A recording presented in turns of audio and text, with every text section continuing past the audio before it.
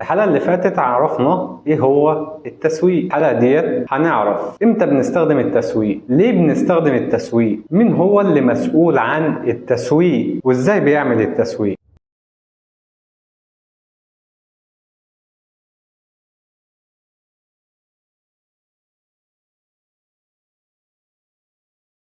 مجموعة الأصدقاء اللي كانوا قاعدين على القهوة بيتكلموا ويفكروا إن هم يعملوا مشروع مع بعض. واحد فيهم اتصل على صديق ليهم بيفهم في التسويق، جه قعد معاه. لما سألهم إيه هي الفكرة اللي موجودة عندكم عايزين تعملوا لها تسويق، قالوا له إن إحنا لسه ما عندناش فكرة محددة، فعشان كده إحنا محتاجينك إن أنت تساعدنا في إن إحنا نلاقي الفكرة.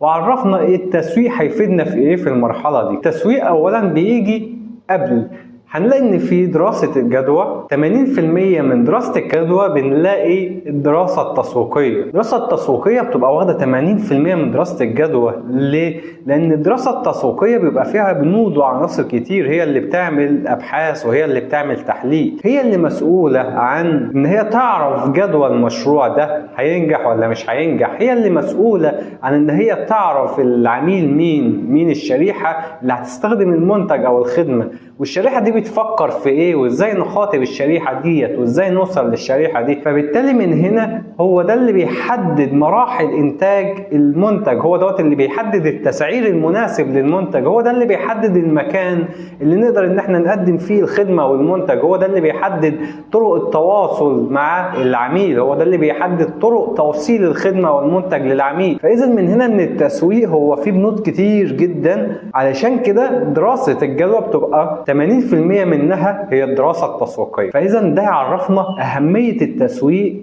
عامل إزاي، وبالأخص قبل كمان المشروع ما يبتدي. فابتدى من هنا صاحبنا ده يقول لهم ويشرح لهم إيه هو التسويق وإزاي هيفيدهم التسويق. فابتدى يقول لهم إن دلوقتي قدامكم حلين. أول حل إن إحنا نشوف فكرة معينة ونبتدي ندرس السوق، هل هتنجح الفكرة دي ومين اللي هيستخدم المنتج او الخدمه اللي احنا هنقدمها بناء عن الفكره دي، او ان احنا بنمسك مجموعه او شريحه من الناس، ندرس الناس دي ونشوف يومهم ماشي ازاي، اهتماماتهم ماشيه ازاي، مشترياتهم ماشيه ازاي، ونبتدي نحدد ايه هي الخدمه او المنتج اللي الشريحه دي بيحبوا ان هم يستخدموها، ونبتدوا من احنا نقدمها لهم. او ان احنا نشوف منتج موجود في السوق ونشوف المنتج ده ايه الاضافه او القيمه الزياده اللي احنا ممكن نضيفها عليه، فتبتدي من هنا تعمل فرق في المنتج او الخدمه ونبتدي ان احنا نقدمها. فاذا ان المنتج ده هو ليه قاعدة عملاء وليه شريحة وناس بتشتريه، فإذا لما نفكر في إضافة معينة نضيفها ليه،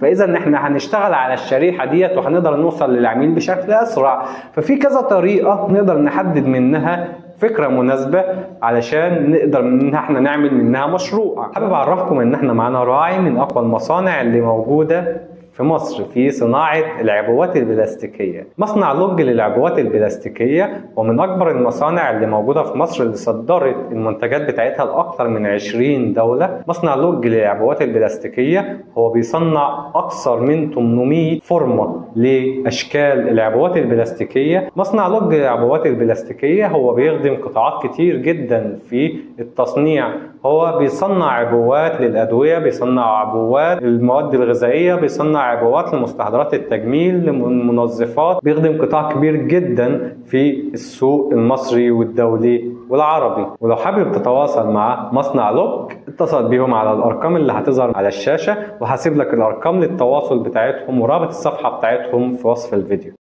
فلما قال لهم الكلام ده ابتدى واحد منهم يقترح، قال لهم طب أنا عندي اقتراح. أنا والدتي كل شوية تتصل عليا وأنا قاعد مع أصحابي محتاجة طلبات، أكون قاعد مع أصدقائي فبسيب القعدة وأروح، وعبال ما أرجع بيكون فاتني أمور كتير وكلام كتير، فإيه رأيكم نعمل شركة توصيل طلبات؟ فابتدى الجميع يعجب بالفكرة، وابتدوا من هنا يناقشوا الفكرة بينهم وبين بعضهم، ابتدوا يخططوا للفكرة ويدرسوا الفكرة. هم دلوقتي خلاص بقى عندهم الفكرة، وإن التسويق بيجي قبل المشروع. فإذا إن دور التسويق هنا هيبتدي يدرس الفكرة ويدرس الشريحة ويبتدي يعمل استطلاع رأي للشريحة دي، ويبتدي يشوف دلوقتي مين اللي هيستخدم الخدمة ديت. ربات البيوت، والدتي ووالدتك، الناس الكبيرة اللي ما بتقدرش تنزل. فإذا من هنا دولت أكبر شريحة هيستخدموا الخدمة دي. طب تعال نروح للشريحة ديت نسألهم